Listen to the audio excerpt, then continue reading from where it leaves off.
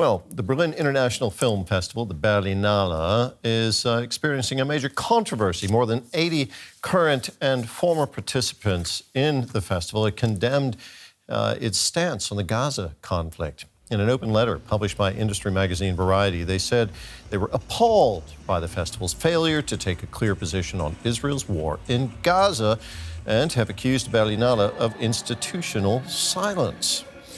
Among the signatories are actors Javier Bardem and Tilda Swinton. Let's take a look at that statement now. Here's how it reads. We are dismayed at the Berlinale's involvement in censoring artists who oppose Israel's ongoing genocide against Palestinians in Gaza and the German state's key role in enabling it. Well, the head of the film festival's jury, German director Wim Wenders, has not reacted to the letter, but at the beginning of the festival, he suggested filmmakers should stay out of politics.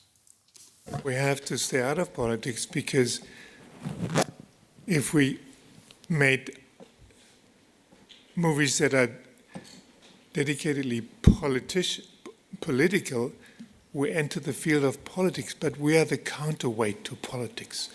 We are the opposite of politics. We have to do the work of people and not the work of politicians.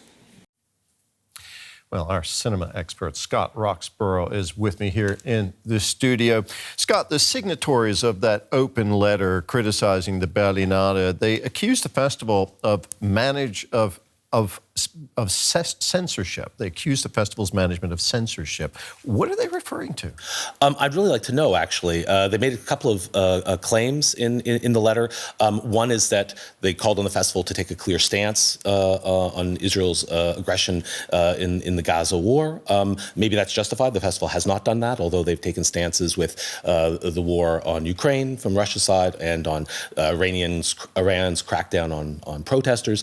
They haven't taken an official stance on Gaza, so that's one critique.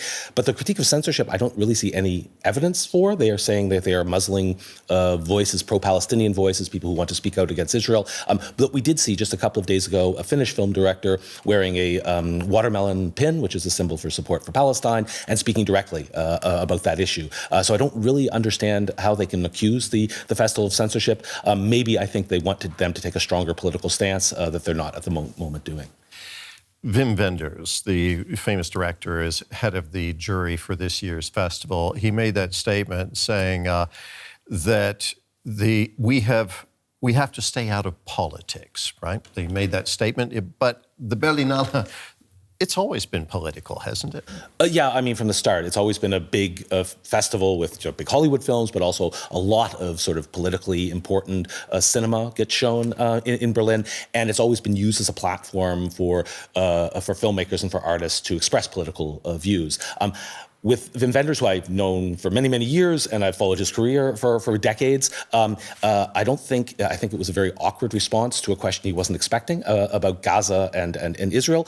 And I would think, I haven't spoken to him since, but I would think that he meant more that he didn't think filmmaking should be about policy, should be about supporting a political party or that kind of politics. But the idea that one could accuse Wim Wenders of not having a political stance, of not being in support of human rights, and so forth, that ignores his entire career, both as a filmmaker and as a person.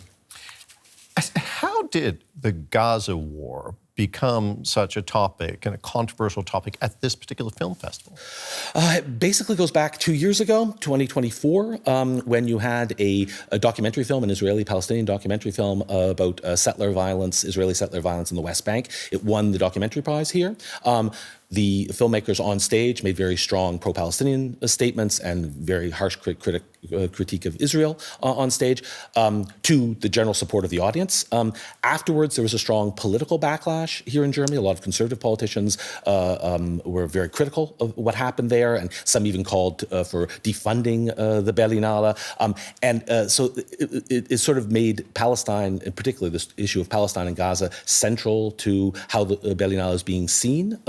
It's put the festival management in a very awkward position of either having to take a very strong statement or position on the issue in Israel, Gaza, maybe in opposition to the German government, who are their main funders, or trying to be neutral in some way. And it seems with this issue in particular, it's impossible to take a neutral stance. I think a lot of activists would say you have to be on one side or the other. It's diplomatically difficult territory for the festival management.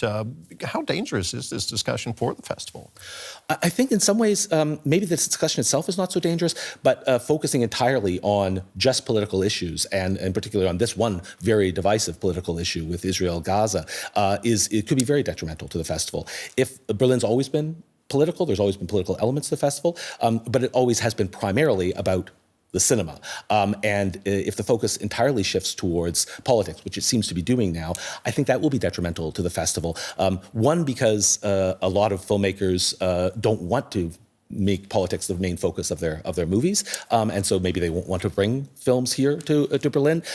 And if Berlin decides to take clear political, ideological stances on all issues, they're also going to isolate a large portion of the audience that maybe don't agree with them. So I think they're in a very tough bind right now. Scott, thank you so much. Our cinema expert, Scott Roxborough.